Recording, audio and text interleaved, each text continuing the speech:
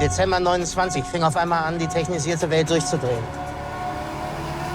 Batsch, Licht aus und Finsternis. Das war's dann, Mittelalter.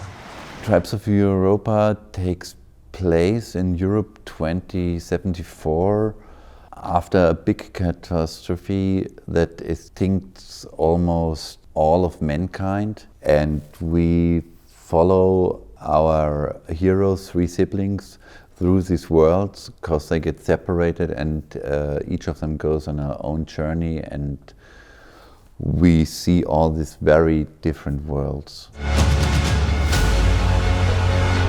Dir fällt ein Cube vor deine Füße. Und du greifst nicht zu. When I had the first phone call with our producer, Christian Rein, I pointed out that Revenant could be like a starting point for the visual approach. Funny-wise, Philipp Koch had the same idea, and so when I met him we were absolutely on the same page how to approach camera movement and shot structure. So going with a very wide-angle style, being very close to the actors, like in the middle of the story.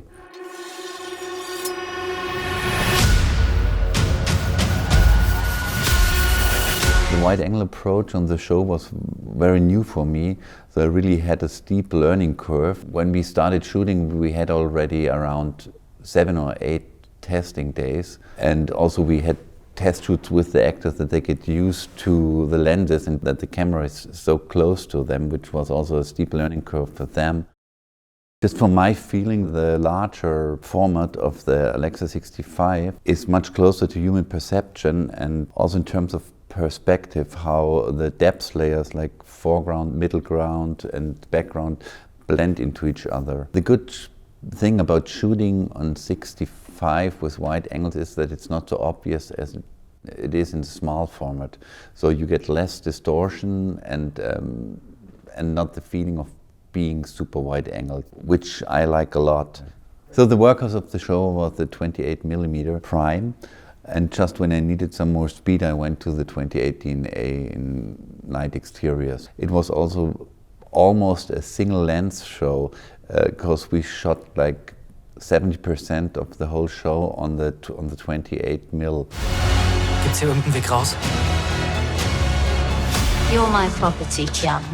Kai Dago showed me the brick lights when I was testing at ARRI, and I was suddenly convinced because they're rock solid, they have a tremendous output, and the good thing about them is you can configure them in any form you like and according to your needs. I used the brick lights especially on one location, which was like the headquarters of the Crimson Republic. This was quite demanding because we shot it high up in the north of Croatia, where the weather conditions were really tough. So it was very cold and it was raining for days, but we just left them on the building for 2 weeks and we didn't have a single malfunction. When I read the script, I actually proposed to shoot it and go through the HDR pipeline, because I already shot for Netflix 4 years ago the HDR project. It developed a lot in the last 4 years, and actually I have to say it's a big step ahead, and if you compare it to SDR, it's almost like the difference between VHS and Blu-ray. So I'm actually very keen on working on HDR. For instance, on HDR you can go really dark but without getting muddy. So it's a benefit for the DOPs, because DOPs always try to make it as dark as possible, but the good thing with HDR is you can go really dark but still keep the detail in the blacks.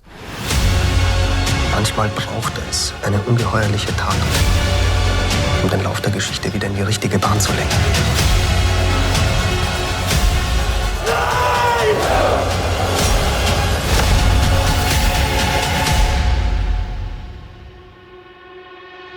Bist du bereit?